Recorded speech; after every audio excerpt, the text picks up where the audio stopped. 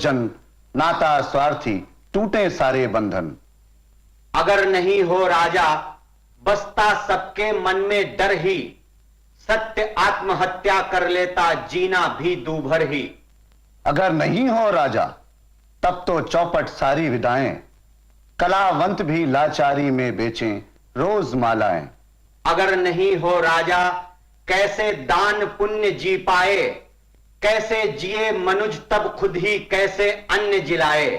जल बिन नदिया, पेड़ बिना वन, गौ बिना गोपाल, ऐसा ही वर राज्य जहां ना शोभा ना रखवाल। राजदेह का लोचन राजा, राजा सत्य धर्म प्रतिपालक, बुरे भले की सोचे राजा, राजा बिना नहीं संरक्षक। जल्दी करो मुनिवर, किसी को राजगद्दी पर बिठाओ, रहे नायकहीन नाय राज सिंहासन। भरत हैं सब दृष्टि से उत्तम, इन्हीं को राजगद्दी पर बिठाओ।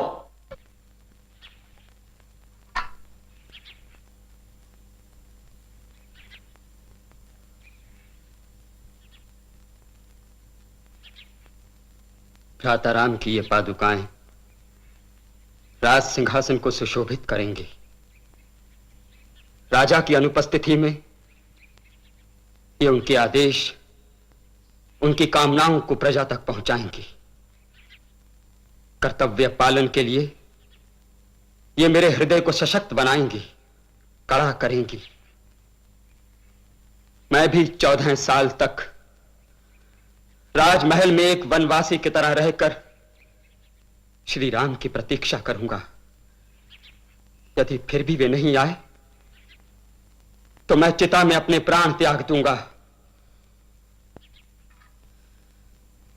ओम देव शांतिरंतरिक्षं शांति पृथ्वी शांतिरापः शांतिरोषधया शांतिर्वनस्पतयः शांति विश्वे देवा। पीहड़ वन में 3 मूर्तों की दिखती कुछ झाई, आगे राम बीच में सीता पीछे लक्ष्मण भाई। कितना घना घना जंगल पर मनुज यहाँ भी रहता, जंगल है जीवन का दाता मंगल मनता रहता। आए राम यहाँ जंगल में फैली नई लहर सी, आया है त्राता संरक्षक सुख की बदली बरसी, सुख की बदली बरसी, सुख की बदली बरसी। वाल्मीकि रामायण में कथानक के 2 केंद्र हैं, अयोध्या नगरी और घने जंगल। कहानी में अयोध्या साम्राज्य और जंगल का विरोध साफ तौर पर उभर के आता है। जंगल में बसने वाले राक्षसों को भले दैत्य कहा गया हो, थे वो मनुष्य ही, पर वो अभी तक अन्न बटोरने और शिकार पर ही निर्भर थे। इसीलिए वो साम्राज्य की कसौटी पर असभ्य थे और राक्षस कहलाए। खेती के विस्तार से साम्राज्य जंगल की ओर बढ़ने लगा। ब्राह्मणों की टोलियां जंगल साफ कर राक्षसों के क्षेत्र की ओर बढ़ने लगीं और यह संघर्ष का मुद्दा बना। आप दोनों के रूप में अंततः हमें एक रक्षक मिल ही गया। मैं आपकी हर विपत्ति में सहायता करूंगा, किंतु क्यों आवश्यकता है रक्षा की? किससे भय है आपको? हम शांति प्रिय हैं, किंतु शांति में जीवन जीने के अधिकारी नहीं रहे। हम नगरों को छोड़ हम अपने स्वजनों और शिष्यों के संग इस सुदूर वन में साधारण जीवन व्यतीत करने ही आए थे। हम में से कुछ धर्म कर्म में संलग्न हुए, कुछ तप में लीन, शेष जीवन के लिए आवश्यक वस्तुएं जुटाते हैं। वन प्रदेश का कुछ क्षेत्र साफ कर हमने अपनी कुटिया बनाई है। हम में से कुछ उपजाते हैं धान, कुछ पशुपालन करते हैं। हमारी किसी से शत्रुता नहीं है। हम मोह माया के सांसारिक बंधनों से भी मुक्त हैं। किंतु इस वन में रहने वाले राक्षस हमारे साथ दुष्टता का व्यवहार करते हैं। वो नहीं चाहते कि हम इस प्रदेश में रहें। आपको हमारी रक्षा करनी ही होगी श्रीमान। मुनिवर, हमने अनेक राक्षसों से युद्ध किया है। हम सदा उनसे युद्ध करने को तत्पर हैं। वे हमारे शत्रु हैं, किंतु मेरी समझ में नहीं आता कि वे आप जैसे सम्मानित ऋषि मुनियों से क्यों घृणा करते हैं। क्योंकि वे इस वन प्रदेश को अपना समझते हैं।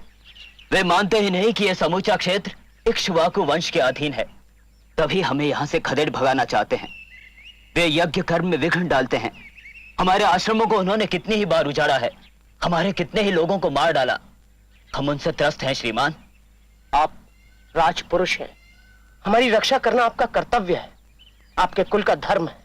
आप वन में रहें या नगरी में, यह तो आपको करना ही होगा श्रीमान। हम यहां अपनी शिक्षा, जीवन शैली और सभ्यता लेकर आए हैं। हम योद्धा नहीं हैं, युद्ध प्रेमी भी नहीं हैं।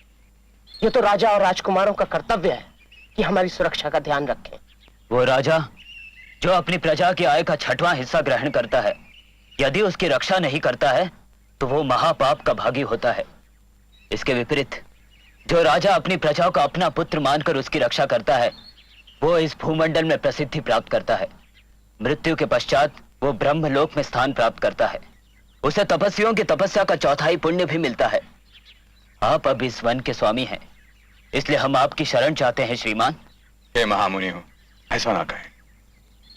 मैं आपकी रक्षा के लिए हर प्रयत्न करूंगा और राक्षसों के भय से मुक्ति दिलाऊंगा। धन्यवाद।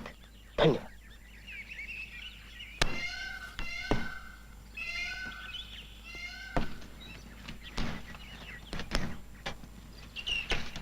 स्वामी, अयोध्या से निकलते ही हमें तपस्वी जीवन को अपनाना पड़ा है ना? हाँ, मां कैकेयी की यही इच्छा थी, इसीलिए हम वलकल वस्त्र पहने हैं और बालों को जटा में बांध लिया है। फिर आप सदैव शस्त्र क्यों धारण करते हैं? युद्ध के लिए क्यों तत्पर रहते हैं? मैथिली, ये तो तुम जानती हो कि शस्त्र रखना क्षत्रिय का धर्म है। वो नगर में हो या वन में, उसे शस्त्रों से सज्जित होना चाहिए। किंतु तपस्वी के हाथों में शस्त्र शोभा नहीं देते। वन में आप तब धर्म का अनुसरण कीजिए, जब हम वापस अयोध्या पहुंचेंगे तब आप फिर से क्षत्रिय धर्म का पालन कर सकते हैं। नहीं मैथिली, नहीं। मनुष्य को कर्तव्यों और दायित्वों को इसलिए नहीं छोड़ देना चाहिए कि जीवन के दूसरे उद्देश्यों से उनका कोई मेल नहीं। मनुष्य हर समय उनसे बंधा रहता है। मैं चिंतित हूं। शस्त्रों का अपना तर्क होता है जो मनुष्य को युद्ध और हत्या की ओर ले जाते हैं। एक बार एक महर्षि घोर तपस्या में लीन थे। तभी उनकी साधना में विघ्न डालने के हेतु से देवराज इंद्र ने एक योद्धा का रूप धारण किया और उनके सामने जा पहुंचे। अपनी तलवार उन्हें सौंपते हुए उन्होंने कहा, इसे सुरक्षित रखने की कृपा करें मुनिवर। तलवार की सुरक्षा और दिए हुए वचन का पालन करने के लिए वो ऋषि जहां भी जाते हमेशा वो तलवार अपने साथ ले जाते। इस तरह सदैव शस्त्र साथ रखने के कारण धीरे धीरे उनके स्वभाव में बदलाव आने लगा और वे निर्दयी मनुष्य बन गए। अंत में उन्होंने धर्म कार्य से परित्याग कर दिया और लोगों की हत्या में जुट गए।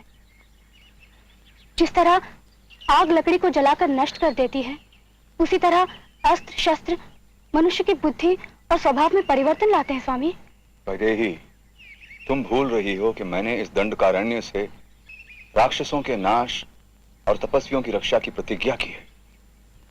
मुझे अवश्य ये प्रतिज्ञा पूरी करनी। आप सभी राक्षसों को अपना शत्रु कैसे कह सकते हैं? किसी भी जीव की हत्या तब तक अपराध है जब तक वो आपको कोई बड़ी हानि नहीं पहुंचा रहा हो। बिना अपराध किसी की भी हत्या पाप है स्वामी। मैं नहीं सोचती कि आपको इस तरह सभी राक्षसों का संहार करना चाहिए। सीते, सीते, राक्षसों का कहना है कि तपस्वियों को इस वन प्रदेश में रहने का कोई अधिकार नहीं। वे हमारी जीवन शैली को स्वीकार नहीं करते, हमारी सत्ता को भी नकारते हैं। वे आश्रमों को ध्वंस कर देते हैं, ऋषियों को मार डालते हैं। उन्होंने सदा ही हमारे शत्रु बनने का प्रमाण दिया है। हम ये नहीं देख सकते हमेशा कौन सा राक्षस क्या कर रहा है क्या नहीं। हमें उन्हें समूल नष्ट करना है और इस धरती को स्वजनों के लिए सुरक्षित बनाना है।